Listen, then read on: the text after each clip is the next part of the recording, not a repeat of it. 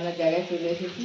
রান্নাবান্না করছি কিছু কিছু, রান্নাবান্না এখন ছেলে তাড়াতাড়ি যাবে দিয়েছি, রান্না করে দিয়ে আপাতত এই যে এখানে ডিমের আমলেট করেছি। ডিমের আমলেট খেতে ভালোবাসে আলু দিয়ে। এখন আর মাছ করলাম না, পরে মাছ করবো। ডিমের আমলেট দিয়ে আলু দিয়ে ঝোল করে দেবো। আর এখানে আলু উঠছে, তারপরে আবার একটু রান্নাবান্না করবো, তো রাঁধুনি, তাহলে আপনাদের সব দেখাবো।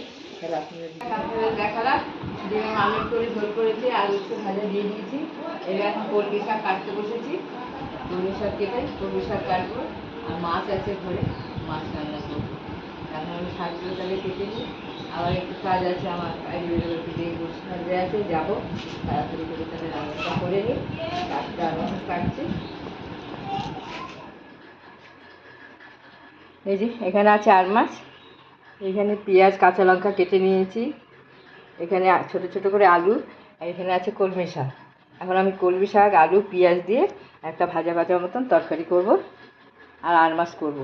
এখন তাড়াহুড়ো করে হয়তো সব কিছু করতে পারবো না, আমার একটু ডেঙ্গু সার্ভে আছে, আমি আবার যাব সেখানে। তাহলে আমি শাকটা করে নিই, যদি বৌমা পারে করতে করে নেবে, নাহলে আমি এসে আবার করব।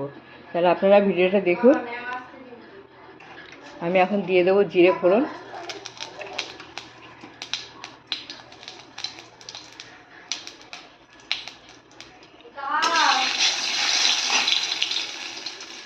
দিয়ে দেবো আলুগুলো। আলুগুলো একটু ভাজা ভাজা হয়ে গেলে, আলু একটু ভাজা ভাজা হয়ে গেলে পেঁয়াজ কাঁচা লঙ্কা দিয়ে দেবো, তারপরে শাকগুলো দিয়ে দেবো। তাহলে আমি রান্নাটা করে নিই, একটা আজকে তাড়া আছে, আবার যাবো আমি তো। এবার রান্নাঘরে আমার পালা, চলে এসেছি এখন আমি রান্না করতে। তো দেখতে পাচ্ছ আমি এখানে কেটে নিয়েছি আলু আর পটল, আর এদিকে আছে আর মাছ। তো এটা দিয়ে এখন ঝোল করা হবে। পটলগুলো না একদম পেকে গেছে, তো মাছগুলোকে আমি একটু হলুদ আর নুন মাখিয়ে নিয়েছি। শোনার জন্য মাছ করে দিয়েছি, একটুখানি ধুদুল কেটেছিলাম, ধুদুল দিয়ে আলু দিয়ে একটু মাছের ঝোল করে দিয়েছি। আর এখানে আমি এখন মাছগুলো সব ভেজে নিচ্ছি একটা করে। আর মা এখন নেই, তোমাদেরকে বললাম মা গেছে ডেঙ্গু সার্ভে করতে, অনেকটাই দেরি হয়ে যাবে, প্রায় 12:30টার সময় বাড়ি আসবে। তাই জন্য আমি ভাবলাম যে আমি করে নিই, বলেছিল যে রেখে দিতে কাটাকুটি করে, কিন্তু আমি বলি না করে নিই, কারণ গরমের মধ্যে এসে আবার রান্না করবে।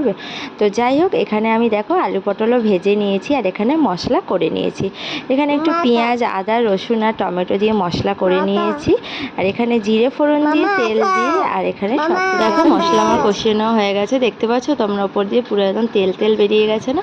তো যাই হোক, এবারে আমি একটু আলু আর পটলটা যে ভেজে রেখেছি ওটাই আমি এখন দিয়ে দেবো। হালকা করে করছি, কারণ বেশি তেল মশলা দিইনি, তাও মনে একটু তেল হয়ে যাবে কিনা জানি না, পরে বুঝতে পারবো। তো যাই হোক, তাহলে চলো রান্নাটা এখন করে নিই, তা তোমরা তাহলে ব্লগটা দেখতে থাকো আর এনজয় করতে থাকো। আর মাছে কী বলো তো, পেঁয়াজ আদা রসুন না দিলে না একদম ভালো লাগবে না আর মাছ খেতে। আর মাছ, শঙ্কর মাছ, এইসব মাছে পেঁয়াজ আদা রসুন দিতে হয়, মাংসের মতো না করলে একদম ভালো লাগবে না। তো দেখো এই যে আমি আলু পটল নিয়ে নিয়েছি, আর এখন আমি দিয়েও দিলাম, দিয়ে এটাকে ভালো করে আমি এখন কষাবো। আরও 2-3 মিনিট এখন ভালো করে মশলাটার সাথে ভালো করে কষাবো, যাতে আলু আর পটলের সাথে ভালো করে একদম মিশে যায় মশলাটা, আর ভেতরেও ঢুকে যায়, তাহলে ভালো হবে।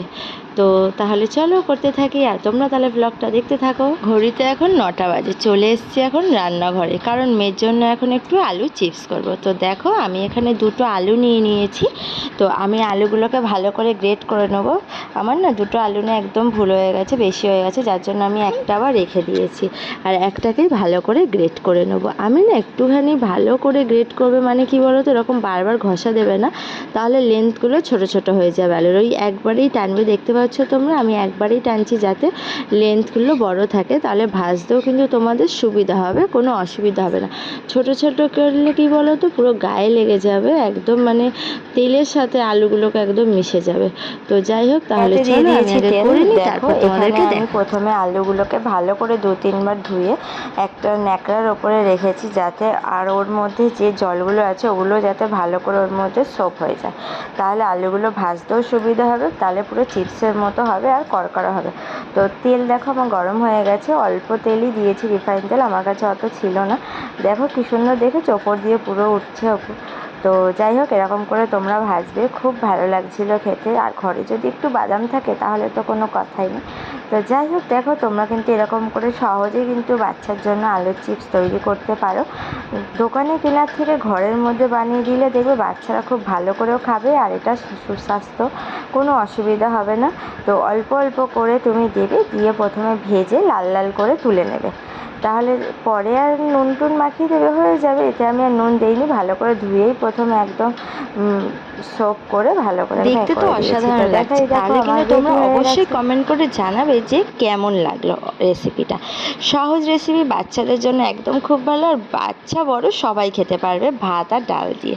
তাহলে কিন্তু তোমরা অবশ্যই ভিডিওটা এখানেই শেষ করছি। যদি ভালো লেগে থাকে তো like, comment, share and subscribe করে দিও। Tata, bye bye, good night. কালকে আবার নতুন ভিডিও নিয়ে তোমাদের সাথে